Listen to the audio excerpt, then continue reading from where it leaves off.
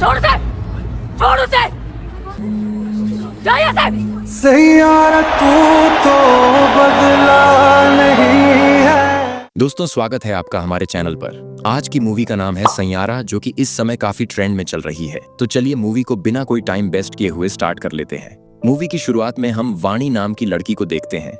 यहाँ वाणी आज महेश नाम के लड़के से शादी करने आई थी, क्योंकि यह काफी समय से रिलेशन में थे। पर थोड़ी ही देर में वाणी पर महेश का कॉल आता है, जो कहता है कि मैं तुमसे शादी नहीं करना चाहता और मुझे प्रमोशन मिल गया है। ये सुनकर वाणी के होश उड़ जाते हैं। असल में महेश के पास उसकी बॉस की बेटी का रिश्ता आया था, जिसके लिए उसने हाँ कह दिया, पर उसने वाणी के बारे में एक बार भी नहीं सोचा। अब महेश के चले जाने के बाद वाणी तो बिल्कुल टूट जाती है, यहाँ तक कि वह बोलना भी बंद कर देती है। और ऐसे ही 6 महीने बीत जाते हैं, जिससे वाणी के मम्मी पापा भी परेशान थे और अक्सर वाणी अपनी डायरी में कुछ न कुछ लिखती रहती थी। खैर, एक दिन वाणी की माँ उसे समझाती है कि ऐसे तो जिंदगी आगे नहीं बढ़ने वाली, तुम्हें महेश को भूल कर अपने लिए कुछ करना होगा। जिसके अगले दिन ही वाणी सीधा अपने एक जॉब के इंटरव्यू पर जाती है और रास्ते में उसे एक लड़का दिखता है जो अपनी ही धुन में चल रहा था। फिर जब वाणी मीडिया हाउस में इंटरव्यू के लिए ऑफिस में जाने लगती है तो उसकी डायरी बाहर छूट जाती है और तब जाकर वाणी अपना इंटरव्यू देती है, जहां उसे जॉब पर रख लिया जाता है। तभी वहां वही लड़का आता है जिसे वाणी ने शुरू में देखा था और वह वाणी को उसकी डायरी लौटाता है।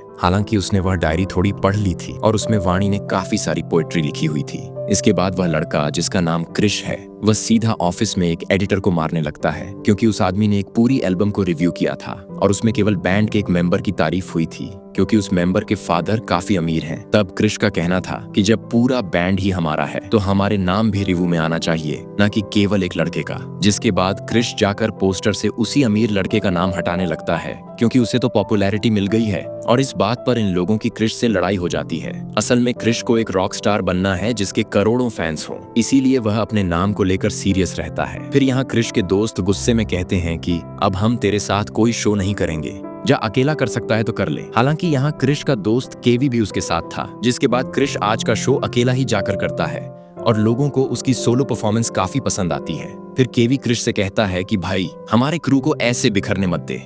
लेकिन क्रिश तो गुस्से में कह देता है कि मैं अकेला ही देख लूंगा सब कुछ, मुझे किसी की जरूरत नहीं है।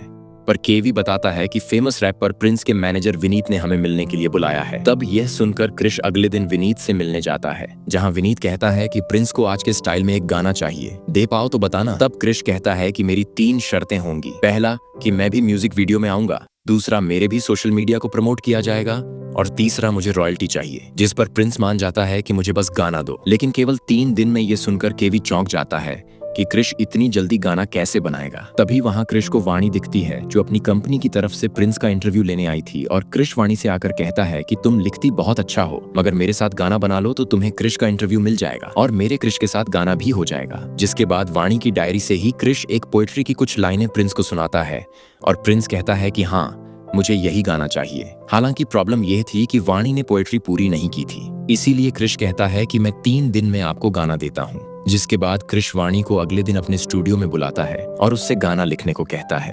पर वाणी को यहाँ फील नहीं आ रही थी और जब क्रिश उस पर जोर देता है तो वाणी कहती है कि पोएट्री खुश दिल से होती है, ऐसे ही नहीं कि जो मन में आया वही लिख दिया। मुझे अच्छा माहौल चाहिए, क्योंकि मैं काफी समय से इसे पूरा नहीं कर पा रही हूँ। असल में धोखा खाने के बाद वाणी प्यार के बारे में ज्यादा लिख या सोच नहीं पाती। इसके बाद क्रिश वाणी को एक ग्राउंड में लेकर आता है, जहां वह अक्सर अपने मन को शांत करने आता था और वह खेलते खेलते वाणी को वो सब चीजें इमेजिन करवाता है जैसा वो फील करना चाहता है। इसी तरह से वाणी को भी अच्छा लगता है और यह दोनों मिलकर 2 दिन में गाना बना देते हैं, जहां वाणी ने वह सॉन्ग लिख दिया था। इन 2 दिनों में क्रिश के साथ रहकर वाणी भी कई दिनों बाद खुश महसूस कर रही थी। फिर जब क्रिश यह गाना जाकर प्रिंस को सुनाता है तो प्रिंस तारीफ तो करता है, लेकिन एक प्रॉब्लम थी कि इसमें प्रिंस का रैप भी आना चाहिए था। तब क्रिश इसके लिए भी हाँ कह देता है कि हो जाएगा। पर यह बात वाणी को अच्छी नहीं लगती, क्योंकि उसका मानना था कि यह गाना दिल से निकला है, तो इसमें रैप डालकर इसे बर्बाद नहीं करना चाहिए। ये बात वह क्रिश से भी कहती है तो क्रिश कहता है कि मुझे ऐसे गरीब नहीं मरना कि मैं इतनी अच्छी डील छोड़ दूं। तभी वहां क्रिश के पास पुलिस वाले आते हैं और वह उसके शराबी पिता को लेकर आए थे, जो बीच रोड पर नशे में लड़ाई कर रहे थे। यहाँ पुलिस वाला क्रिश से कहता है कि अपने बाप को ध्यान से रखना, वरना अगली बार तुम दोनों बाप बेटों को जेल में डाल दूंगा। इस बात पर क्रिश अपने पिता को धक्का देता है कि तुम मुझे चैन से जीने दोगे या नहीं, और अपने पापा को कोस कर वहां से चला जाता है। हालांकि यह देखकर वाणी हैरान थी कि क्रिश ने ऐसा कैसे कर दिया। वहीं केवी बताता है कि क्रिश की मां की मौत के बाद यह नशे में रहने लगे और क्रिश इसीलिए इनसे नफरत करता है और जल्दी से जल्दी बड़ा आदमी बनना चाहता है। इसके बाद क्रिश उसी ग्राउंड में उदास होता है तो वाणी वहां आती है और कहती है कि मैंने प्रिंस के लिए गाने के साथ रैप भी लिख दिया है, इसीलिए तुम उसे दे देना। और फिर वह बताती है कि मेरी लाइफ भी एक समय पर पूरी पलट गई थी जब महेश ने मुझे शादी के टाइम धोखा दे दिया था, लेकिन जब से मैं तुमसे मिली हूँ मुझे खुशी का एहसास हुआ है और अब तुम खुद को ऐसे तड़पाओ मत। मैं चाहती हूँ कि मैं तुम्हारी थोड़ी मदद कर दूं, इसीलिए कुछ भी हो तो मुझे जरूर बताना। ये सुनकर क्रिश इमोशनल हो जाता है क्योंकि उसकी माँ के जाने के बाद वाणी ने ही उससे ऐसी बातें की थी और वह कहता है कि मेरी मदद कर दो।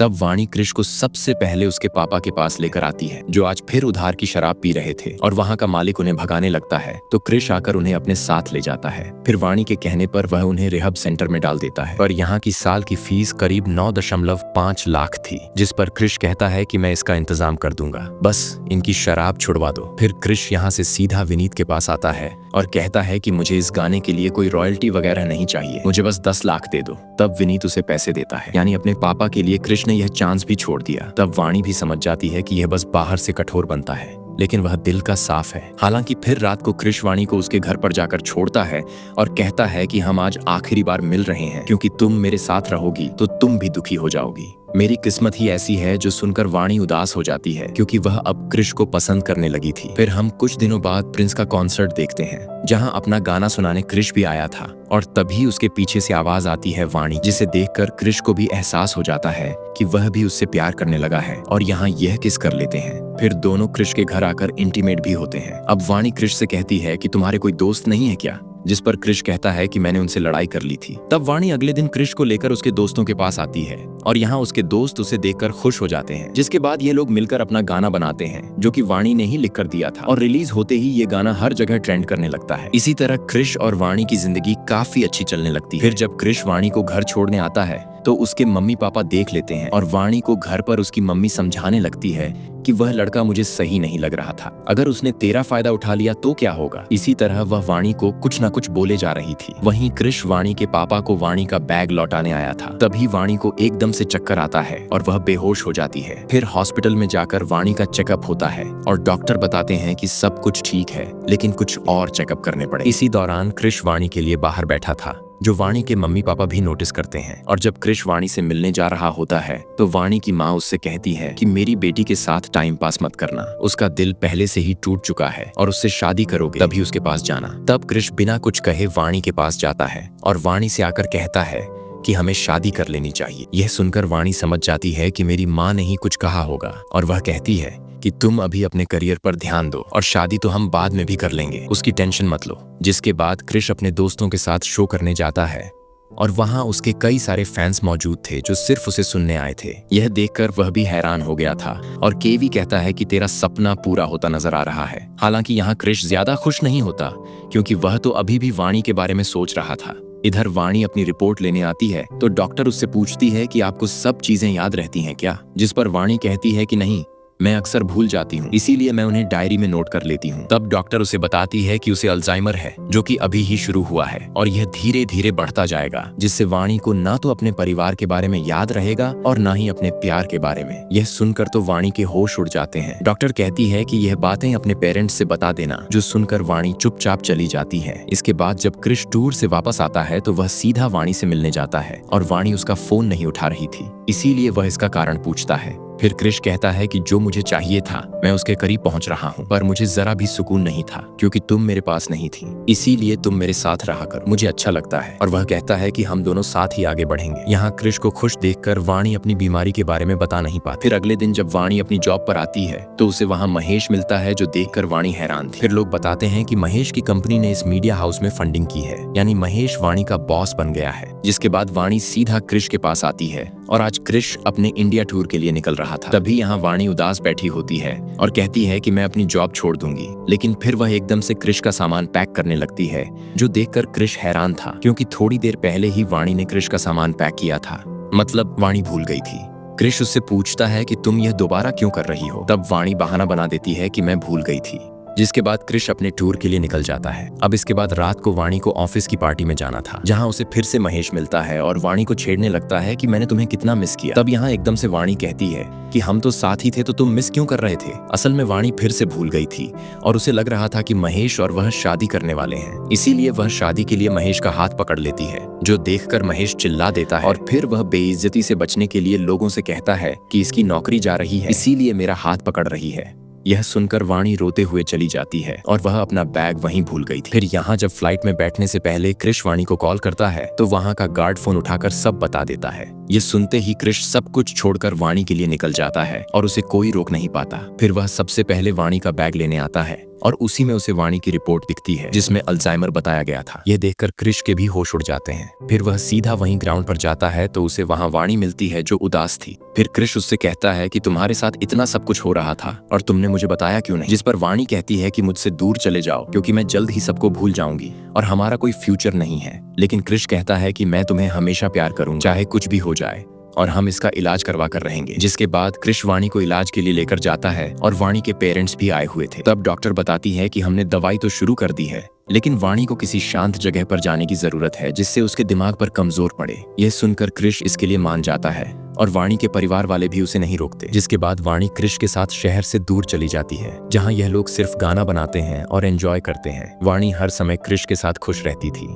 फिर एक दिन क्रिश को उसके दोस्तों का कॉल आया था जो कहते हैं कि भाई तुझे भी यहाँ शो के लिए आना चाहिए क्योंकि ऑडियंस तेरी डिमांड कर रही है। लेकिन क्रिश मना कर देता है कि वाणी को मेरी ज्यादा जरूरत है। साथ ही क्रिश केवी से कहता है कि विनीत से बात करके कहीं गाने बिकवा दे क्योंकि पैसों की जरूरत पड़ेगी। तब यह बातें वाणी भी सुन लेती है और वह क्रिश से कहती है कि मेरे लिए अपना सपना बर्बाद मत करो, तुम्हें वहाँ जाना चाहिए। जिस पर क्रिश कहता है कि ठीक है, फिर तुम भी चलो। अब ये लोग सीधा क्रिश की परफॉर्मेंस के लिए आ जाते हैं, जहां क्रिश जैसे ही परफॉर्म करने लगता है वहीं महेश वाणी से बात करने लगता है जो इस शो का स्पॉन्सर था, और वह उससे कहता है कि मुझे लगता है कि तुम मुझे भूल नहीं पा रही हो। और वाणी भी एकदम से पुरानी यादों में चली जाती है और कहती है कि मैं तुम्हें कभी भूलती ही कहाँ हूँ।